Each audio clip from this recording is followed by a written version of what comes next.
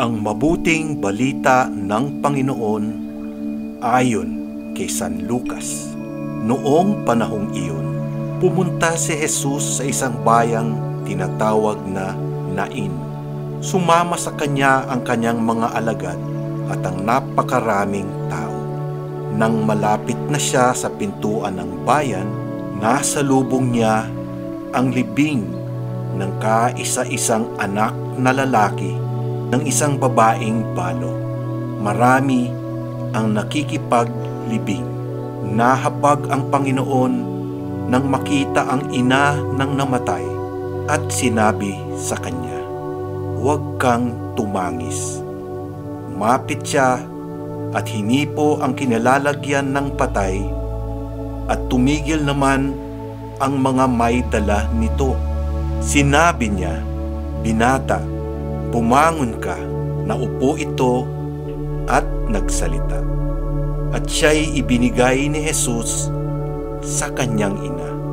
Sinidlan ng takot ang lahat at sila'y nagpuri sa Diyos.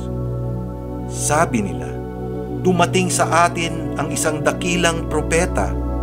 Nilingap ng Diyos ang kanyang bayan at kumalat sa buong Judea at sa palibot na lupain ang balitang ito tungkol sa kanya."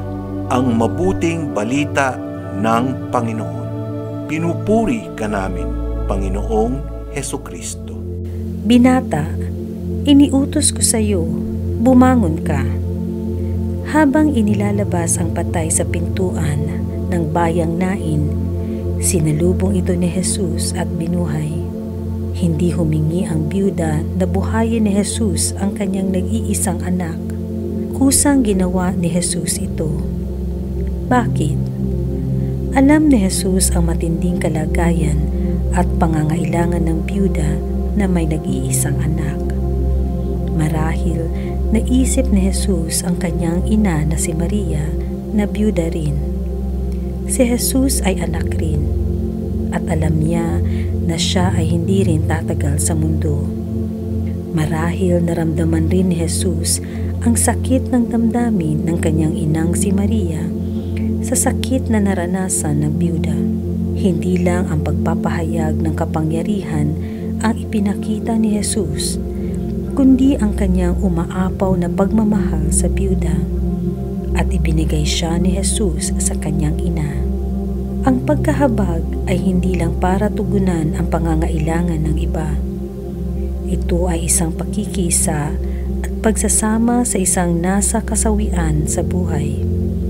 Ramdam ng taong may habag ang sakit na nararamdaman ng ibang mga kasama sa paglalakbay sa buhay. Kailan ka ba nagpapakita ng habag sa iyong kapwa-tao? Paano mo ito ginawa?